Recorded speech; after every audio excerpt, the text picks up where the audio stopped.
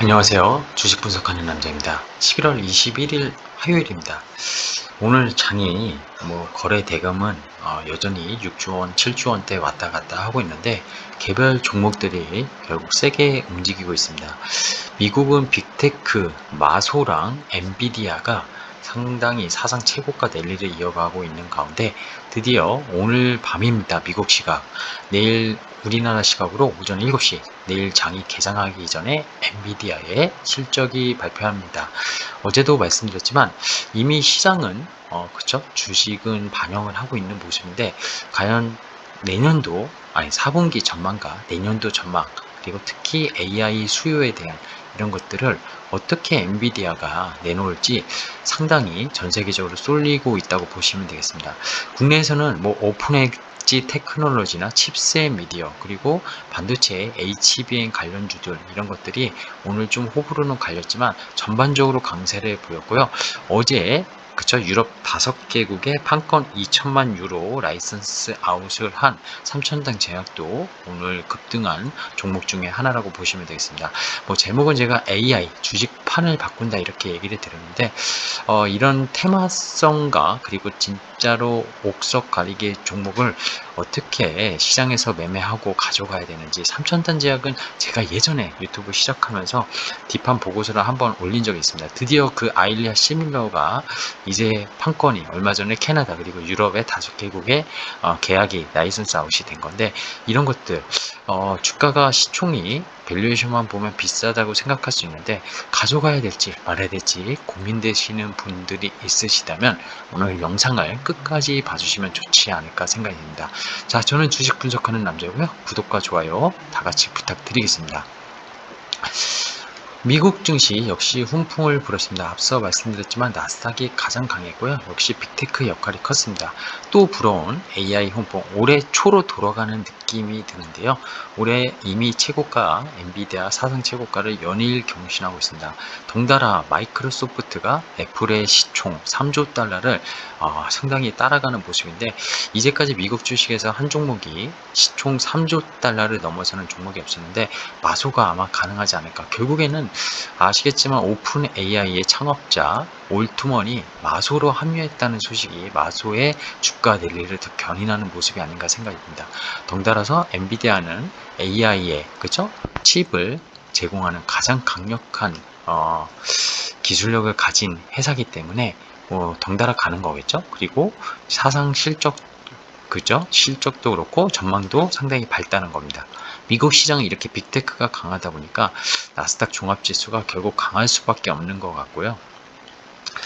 그 코스피와 코스닥은 오늘 일단 양시장 보시면은 코스피는 거의 플랫하게 움직였고요.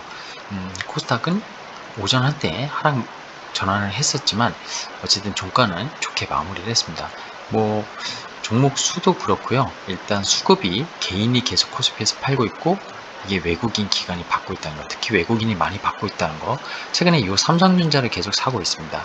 하이닉스를 좋게 저는 보고 있지만 삼성전자도 내년도를 봤었을 땐 결국 나쁘지 않다. 대형주를 선호하신 분은 안전마진으로 가져가기엔 시총 큰 종목 1, 2 원래 잘 추천 안 드리지만 주곤남 스타일은 아니지만 상당히 좋아 보인다. 이렇게 말씀을 오늘도 드리고 싶고요.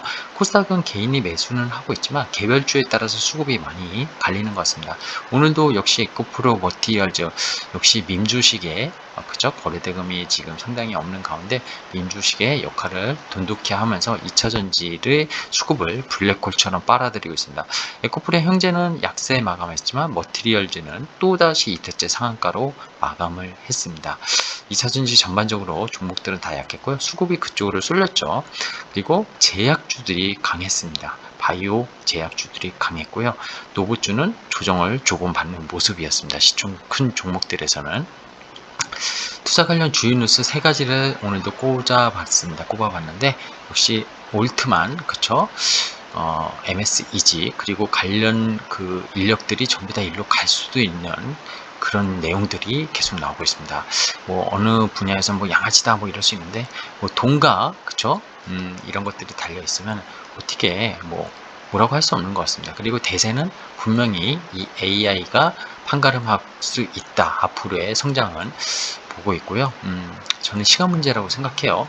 애플이 이제 아이폰과 뭐 어제 OLED 얘기도 했지만 뭔가 신성장을 할 수 있는 만한 거는 사실 없는 것 같아요.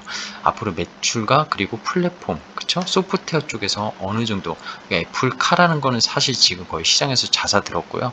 뭔가가 아이폰의 아성을 뛰어넘는 신 하드웨어가 나오지 않는 이상 애플은 이제 정말 배당주로 가는 거 아니냐 이런 생각이 들기도 합니다. 하지만 뭐 꺾일 것 같지는 않습니다. 자, 그리고 골드만삭스 미국계 IB죠.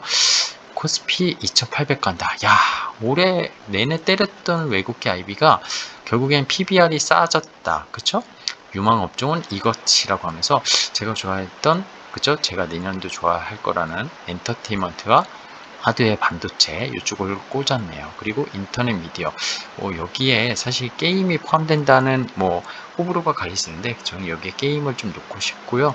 자동차 업종은 계속 좋을 것 같고, 헬스케어, 통신 이렇게까지 있습니다. 헬스케어는 저는 방어주로서 상당히 싫어하는데 이 통신업종 우리나라에서 사실 투자하기엔 되게 어려운 업종이 아닌가 생각합니다. 그리고 한마디 했습니다. 반도체 업황 회복, 인공지능, AI 관련 수요 증대, 모든 게 맥락이 연결되는 모습입니다. 내년에는 뭐다? AI, 반도체. 이게 주식시장의 판을, 우리나라 국내시장은 지금 공매도 금지로 인해서 외국인이 싫어할 수 있지만 이게 결국 많이 바꿀 수 있다. 주가 지수가 올라가기보단 종목들이 정말 또 템버거가 나오는 시장이 열릴 수도 있다. 밸류에이션을 보기보단 이럴 때는 결국 이 시장의 흐름, 큰 흐름을 따라갈 수 있는 종목들이 중요하다고 생각이 듭니다. 오늘 그런 얘기들을 이따가 더 해드릴 텐데요. 삼천대제약 드디어 아일리아 바이오 시밀러죠. 시밀러라는 건 결국 복제약이죠. 이게 특허가 만료되고 뭐 삼천대제약의 이런 이제 기술이 얼마 전에 캐나다가 계약을 했고요. 본계약. 유럽 5개국. 원래 뭐 더 많은 국가가 해야 되는데 이번에 5개국 금액도 준 거 아니냐 하면서 오늘 주가가 상한가 가까이 가려다가 차익 실현 물량이 내린 것 같은데, 지난번에 캐나다 본계약 그리고 찌라시 막 이거 계약 안 될 거다 유럽 이런 얘기 있었지만 결국 주가는 그 자리인 것 같은데 6, 7만 원대. 그쵸? 결국 터졌다는 겁니다. 앞으로 더 터질 거라고 생각했는데 출적의 수출 가지수 높은 바이오 헬스케어는 밸류에이션을 보다보단 성장을 봐야 되는 거라고 생각하고요. 의료기기 내년에 역시 좋게 보는데 이쪽도 그죠? 해외 수출향 업종 종목으로 보실 거를 좀 말씀드리고 싶습니다. 그래서 오늘 관심주는 역시 다 아시겠지만 아까 삼천단 제약 그리고 칩셋 미디어를 좀 제가 가져왔는데, 지난번에 이렇게 가파르게 오른 것들이 결국 조정 장세가 올 때, 그쵸? 우리나라 8, 9시 올 때 이 삼천단 제약은 기대감으로 오히려 올랐었는데 9월, 10월에 다 빠졌었습니다. 그리고 이평선 120 이평선 잠깐 무너지긴 했었지만 기술적으로 오늘 다시 치고 올라왔고요. 이게 한관성 치료제, 결국 아일리아 시밀러, 그쵸? 독일, 스페인, 이태리, 스위스, 오스트리아 독점 판매권입니다. 공급 계약 체결을 했고요. 약 하나로 하나 기준 280억 원, 제품 판매일로부터 10년, 그죠? 경과 시점 2년마다 자동 갱신. 이게 50%를 분기별로 정산해서 캐시플로우가 상당히 들어올 수 있는 계약을 라이선스 아웃을 체결했다. 이렇게 보시면 되겠습니다.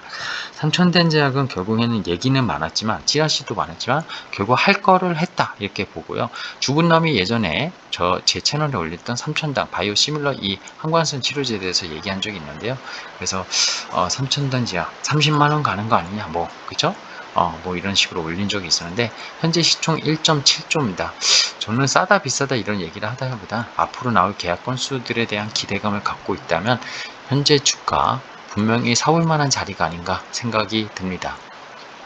칩셋 미디어입니다. 여기에 대해선 긍정적인 얘기는 사실 드리지 않겠습니다. 다만 보시면 실적 회사가 매출과 이익은 일단 기본적으로 나오는 회사입니다. 근데 동회사 시총으로 봤을 때 이게 이해가 되냐? 왜냐하면 PER로 치면은 40배, 50배 구사하는 상당히 비싼 주식입니다. 근데 오늘 역사적인 신고가를 했어요. 얼마 전에 이게 5만원 넘었던 주식인데 무상증자를 했죠. 무상증자 100%를 해서 가격이 내려왔고 무증하기 전에 기준가를 치면 52,000원이 오늘 넘어간 겁니다.